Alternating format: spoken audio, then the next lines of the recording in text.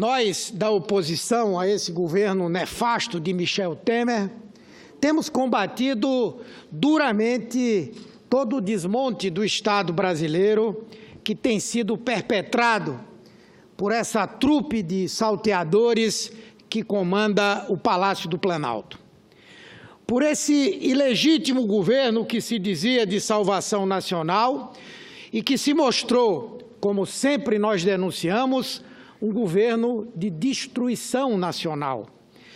Desde as administrações do PSDB, não se via uma dilapidação estatal tão violenta, com o completo esfacelamento de políticas públicas e programas sociais, cortes orçamentários criminosos e um desinvestimento galopante em todas as áreas.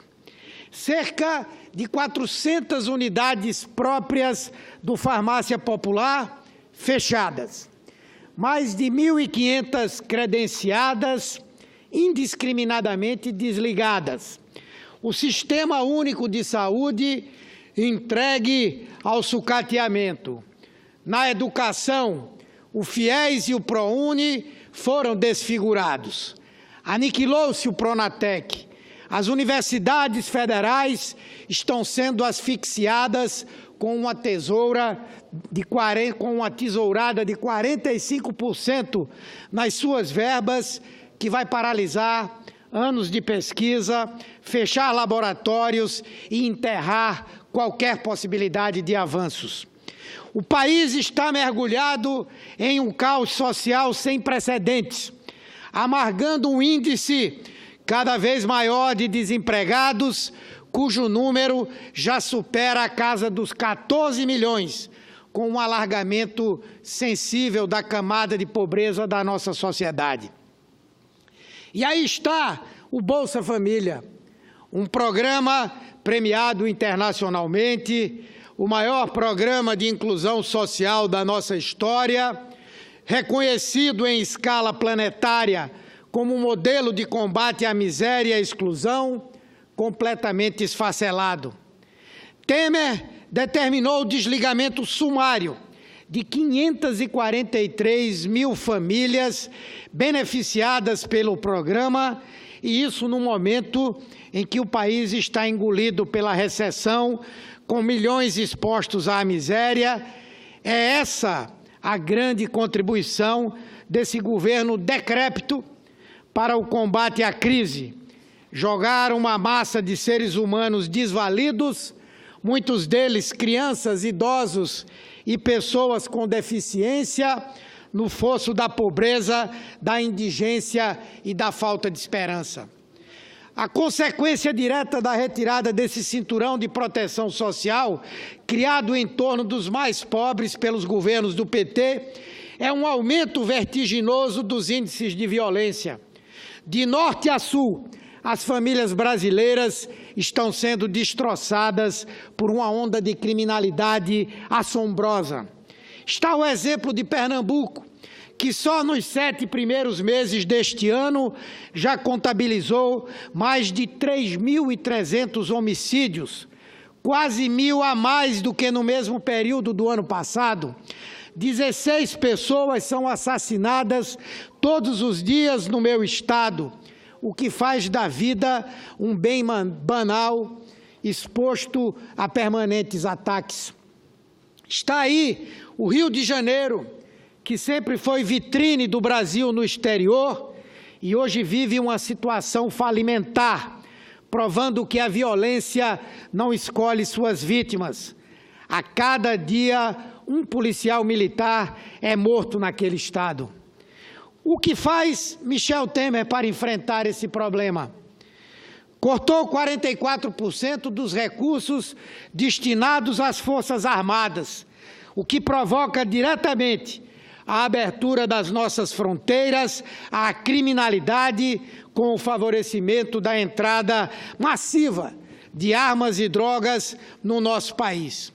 O Sistema Integrado de Monitoramento de Fronteiras, criado pela presidenta Dilma, foi duramente atingido por essa tungada e hoje cobre somente 600 quilômetros da faixa de 17 mil quilômetros de fronteira seca que nós temos a proteger. Ou seja, esse governo corrupto escancarou o país ao crime. Todos os investimentos feitos por Lula e por Dilma nas Forças Armadas para aquisição de tecnologia com vistas à defesa da soberania nacional foram jogados no lixo pelo presidente e seus asseclas. A única preocupação de Temer é salvar a própria pele para evitar ser condenado pelos crimes que cometeu. Para a compra escancarada de apoio parlamentar, não faltam verbas. Bilhões de reais do dinheiro público têm sido empregados para a compra direta de deputados que lhe livrem a cara. Se esse governo nunca teve legitimidade, agora tornou-se, como nunca, um absoluto estorvo à nação brasileira. O Brasil está humilhado por essa imensa sequência de assaltos à mão armada que tem sido realizada à luz do dia a partir do Palácio do Planalto.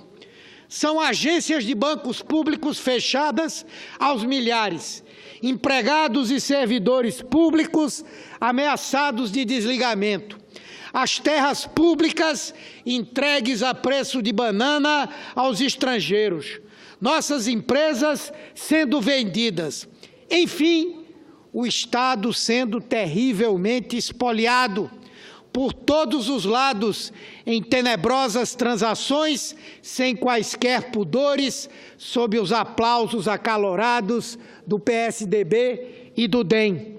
Enquanto isso, não se fala em IPVA para iates, jatinhos, helicópteros, não se fala em imposto para grandes fortunas, não se fala em aumentar imposto sobre herança, não se fala em taxação do capital vadio e especulativo.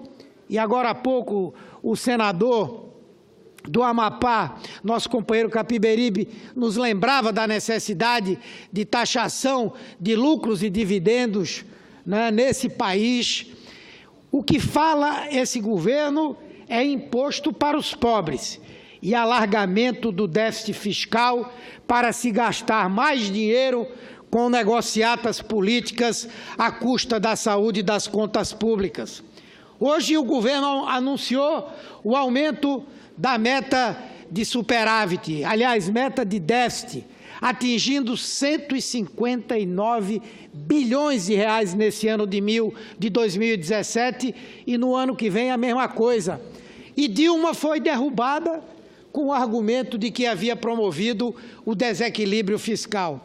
Mas eu ouço com alegria o senador Capiberibe. Apenas uma informação, obrigado pela parte, senador Humberto, é que até 1995 havia cobrança de impostos sobre lucros e dividendos das empresas e dos empresários.